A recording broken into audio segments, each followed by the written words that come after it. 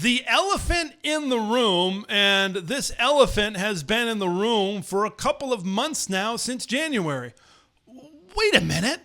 I recognize that guy.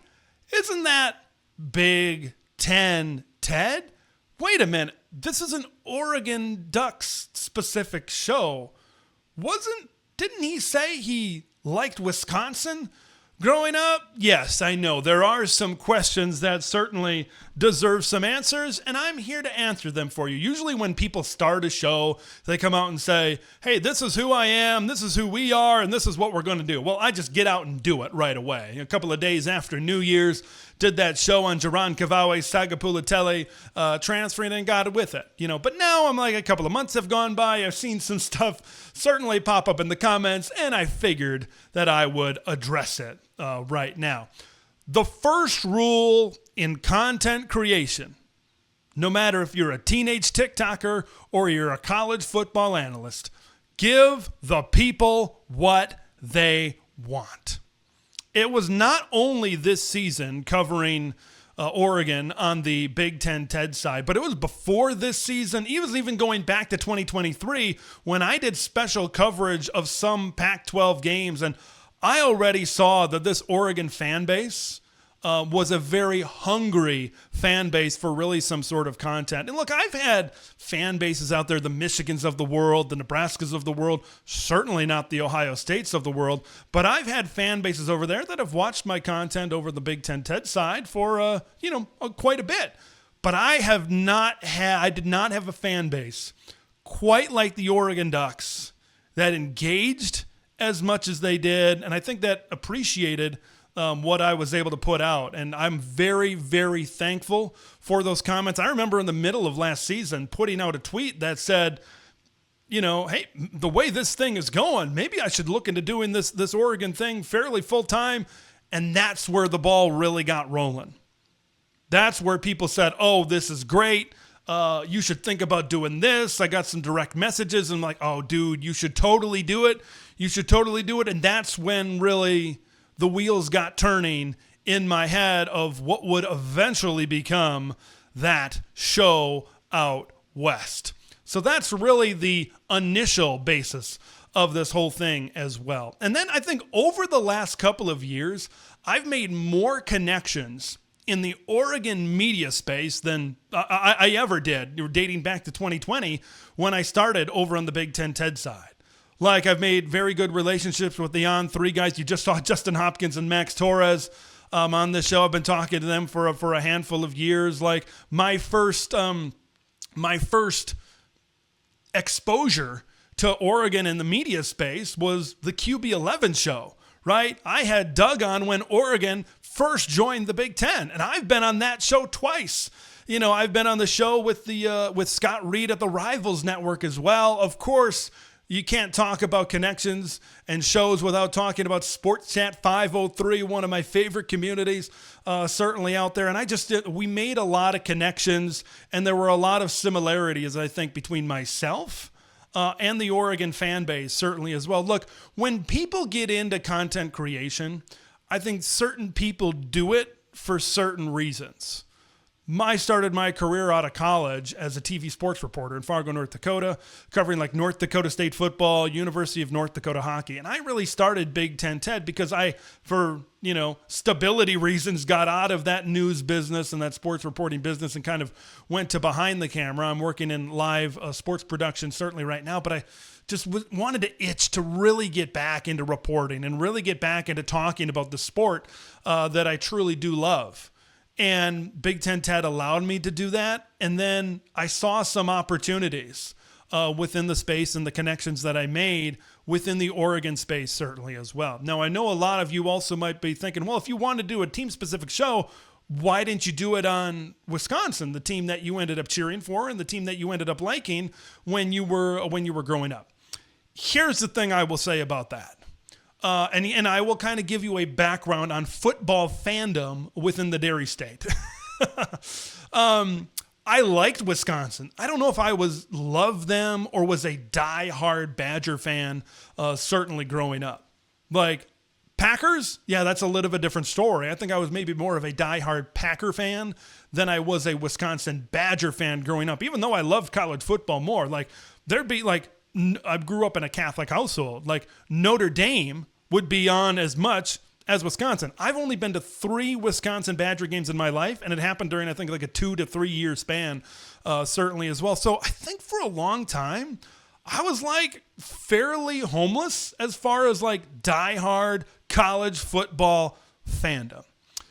Now, one of these other points that I want to make, I remember turning on the TV in 2007. It was the very first game ever broadcasted on the Big Ten Network, was Michigan's loss to the Mountaineers of Appalachian State, one of the biggest upsets in college football history.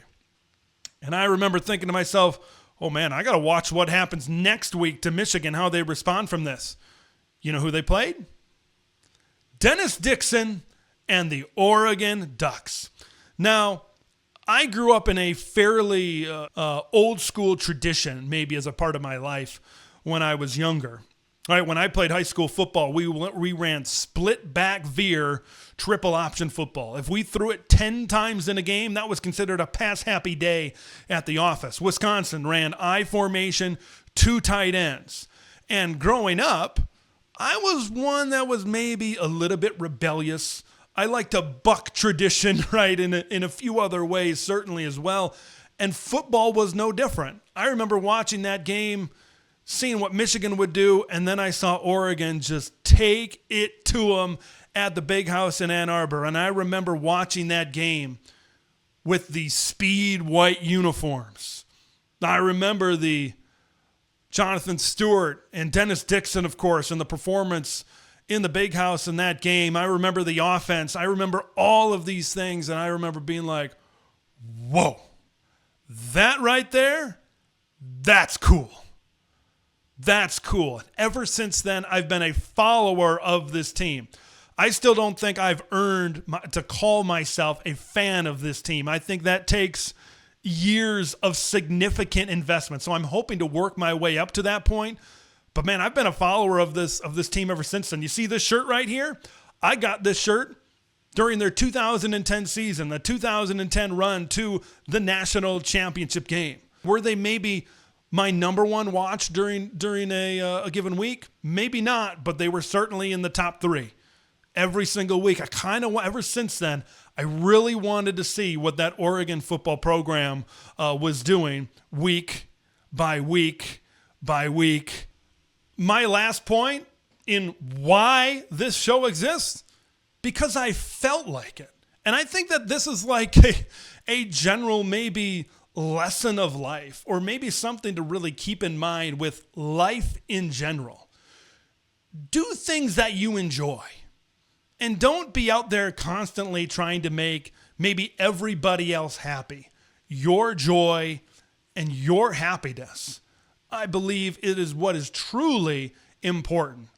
And I was having so much fun during this last season covering Oregon, I'd had so much fun really watching their games, maybe more than any other team that I've watched since Big Ten 10 started in 2020 and 2021. And then I had so much fun interacting with some of the fans. Man, I really started a connection with some fans certainly out there, and we formed some really good and really fun relationships as well when I kind of appeared on some of these other shows as well during the season. I remember when I was kind of going back and forth whether I wanted to do this thing. I remember sitting there watching the Rose Bowl. I remember in the den just over here.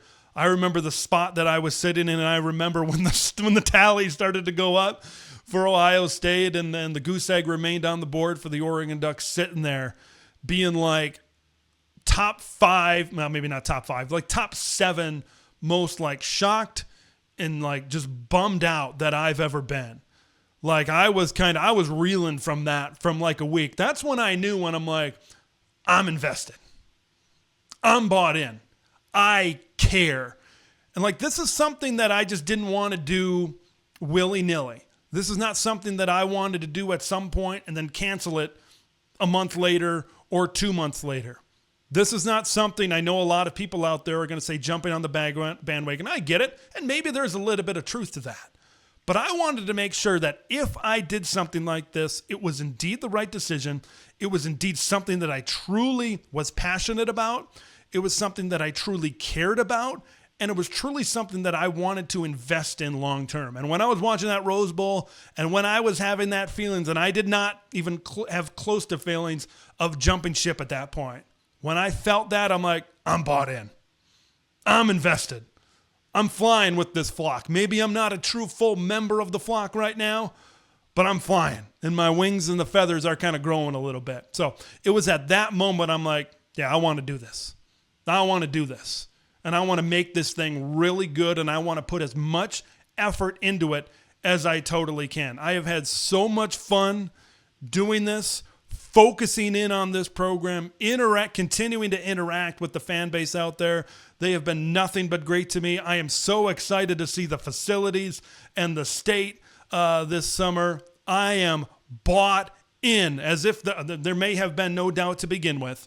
But I am completely bought in, and that kind of gives you maybe a little bit of a background, maybe a little bit of an explanation of things as they currently stand right now. Like already in a short period of time, I think I've made a good amount of progress and a good amount of connections. Imagine if we do this thing 2 years down the road, 3 years down the road, 4 years down the road, where's this thing would go. I am extremely excited about the future, and I'm glad to be here talking Oregon Ducks football on a week-by-week basis.